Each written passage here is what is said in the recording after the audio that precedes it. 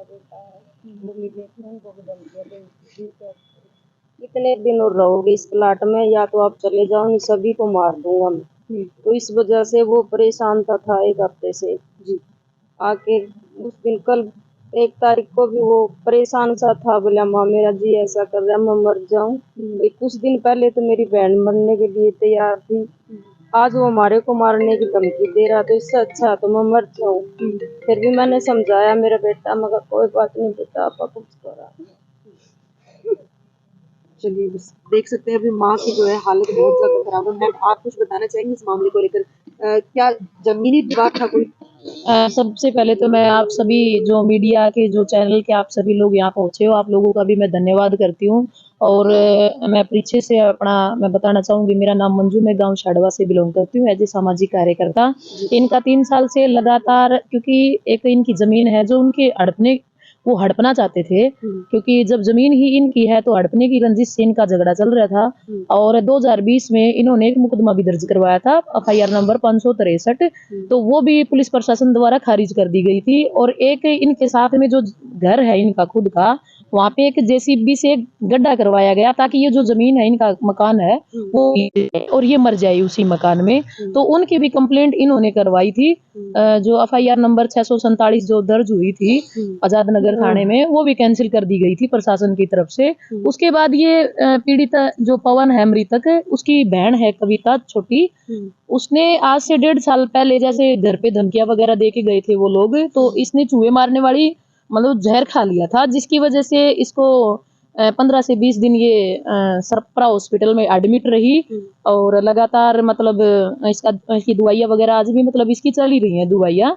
तो उस समय इसके बयान रिकॉर्ड हुए थे, सिर्फ रपट दर्ज की गई थी पुलिस के द्वारा, मुकदमा तो आज तक भी नहीं मतलब दर्ज किया पुलिस द्वारा। और अभी फिलहाल जैसे इनको धमकियां वगैरह तो मिलती ही रहती थी। 1 जनवरी को 9 बजे उस लड़के ने सुसाइड किया है उन लोगों से परेशान होकर थी। और मैं ये चाहती हूँ कि जो भी चैनल के माध्यम से पीड़ित परिवार की जो आवाज को देख रहे हैं, हम जैसे सामाजिक लोगों की आवाज को सुन रहे हैं, ज्यादा से ज्यादा वीडियो को शेयर करें ताकि हम इस पीड़ित परिवार को न्याय दिलवा सके। और कुछ यहाँ पे पार्टी के लोग भी हैं, अन्य सामाजिक लोग भी हैं, इनके एडवोकेट्स भी हैं जो बकायदा उनका जो लीगल है वो अच्छे से आपको बता देंगे। आप उधर हैं, एडवोकेट साहब हैं, इधर हैं कुछ। आप भी इधर आ जाइए सर भाई।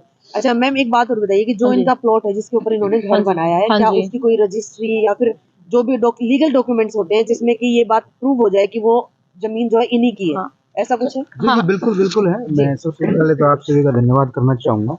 जो लीगल डॉक्यूमेंट आपने मांगा है, सबसे पहले हम आपको वही लीगल डॉक्यूमेंट आपको दिखा रहे हैं। कल SP साहब आए थे इस मामले के तफ्तीश को लेकर के, तो उन्होंने भी यही एविडेंस मांगा था कि जमीन इनके नाम है कि नहीं। इसमें साफ साफ लिखा है, मैं कृष्ण कुमार सिंगला, पुत्र प्रताप, उम्र 47 साल, जाति जाट, निवासी गांव डाबड़ा, तहसील व जिला हिसार का हूं, तथा अपने हल्फ से बयान करता हूं यह है कि मैं उपरोक्त पते का स्थायी निवासी हूं।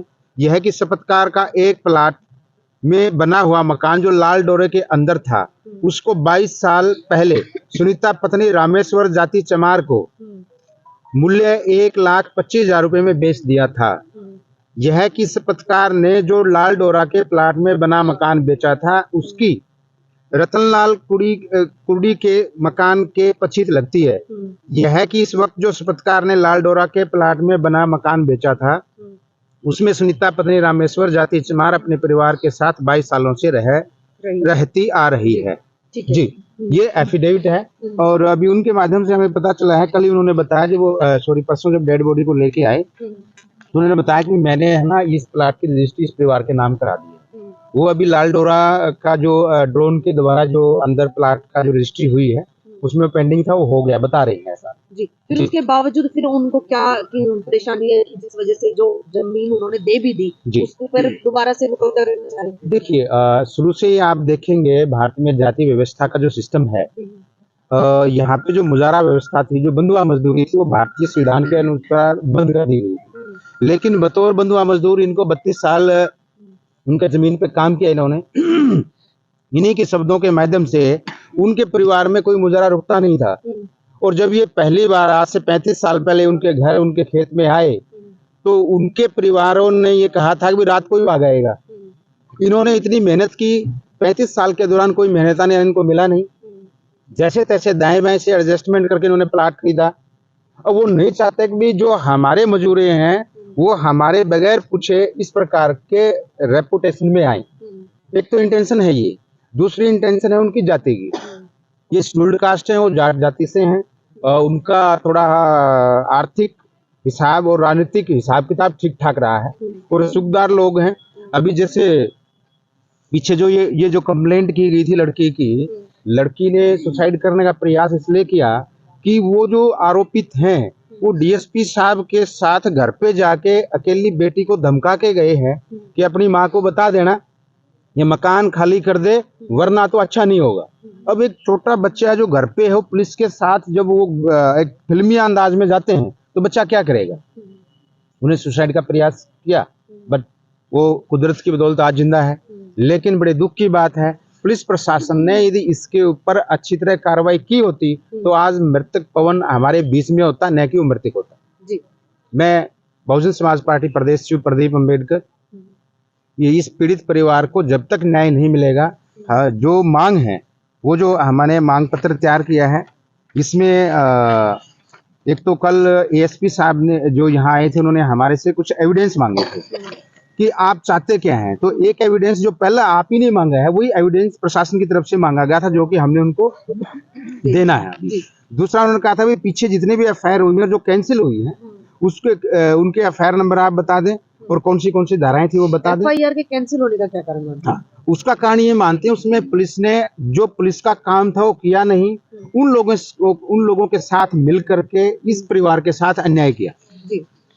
और अभी जो मांग पत्र जो तैयार किया गया है वो ये है, श्रीमान एएसपी साहब जी के नाम हम ये प्रशासन को दे रहे हैं कि पीड़ित परिवार की न्याय मिले, जो आरोपी हैं उनको गिरफ्तार किया जाए, पूर्व के जो मुकदमे हैं उनकी दोबारा से जांच की जाए, पीड़ित परिवार को ये जो 2 बेटियां हैं एक बेटा है उनमें से तीनों में से किसी एक को सरकारी नौकरी दी जाए, पीड़ित परिवार को लगभग आर्थिक जो सहायता प्रशासन की तरफ से 50 लाख रुपए दी जाए, पीड़ित परिवार को जमीन मकान बनाने के लिए हिसार में स्थायी निवास इनको दिया जाए, इनकी सुरक्षा को मद्देनजर रखते हुए इनको आरएन लाइसेंस के तहत इनको वेतन दिया जाए और जो लड़की पढ़ रही हैं उनकी शिक्षा का वहन प्रशासन के द्वारा किया जाए और पीड़ित परिवार अब उस हालात में नहीं है कि अपने बेटे का संस्कार कर पाए, उसका जो खर्च है वो भी प्रशासन के द्वारा वहन किया जाए।